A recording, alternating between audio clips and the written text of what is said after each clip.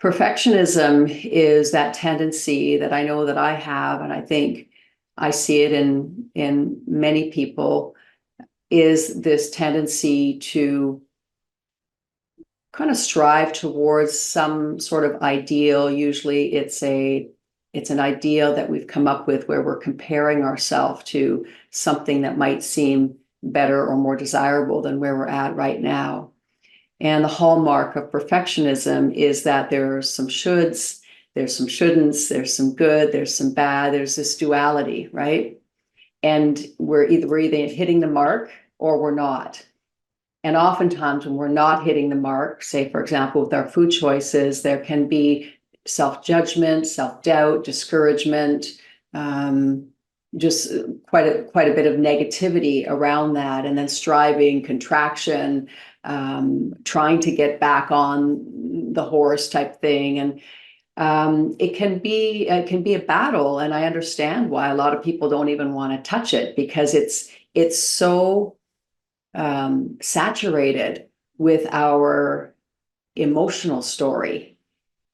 So what I'm realizing over the last 35 years of exploring this is that looking at this requires a lot of delicacy, a lot of compassion, a lot of honesty, and patience.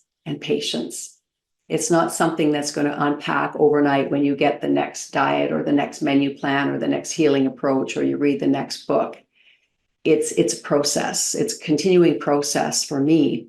And these types of meditations where we come together as an opportunity for us to use the power of the field to bring even more brightness to our own inner unfolding, so that we can understand ourselves and also align ourselves with what it is that we desire in our relationship, in this case, with food. I'm going to speak a little bit more about perfectionism as I've explored it in myself. And if you go deep enough within it, you touch into a purity there, that there is a pure root to perfectionism, which can tend to have a negative connotation in spirituality or psychology. But there's a pure root to it if you go in deep enough. It's this desire to be all that we are, to live it, to express it, to contribute, to be of service.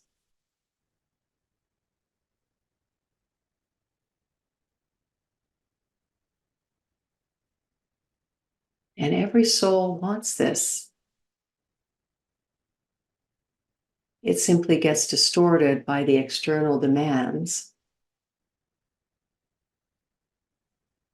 and by the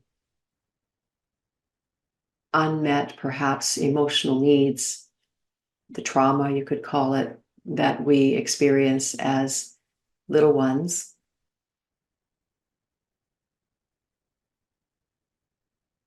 Because we were being raised by parents who are also traumatized in a culture that is also traumatized.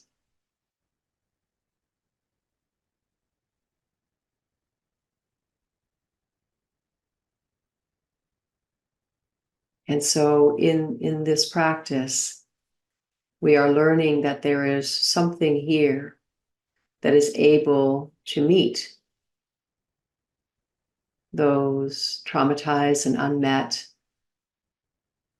energies, residues in our being. And particularly when we do it in our own practice, also one-on-one with a trusted being, and in community, there's power to that. Because the trauma all happened in relationship, happened in our community. And so to heal in community is also, I believe, quite essential.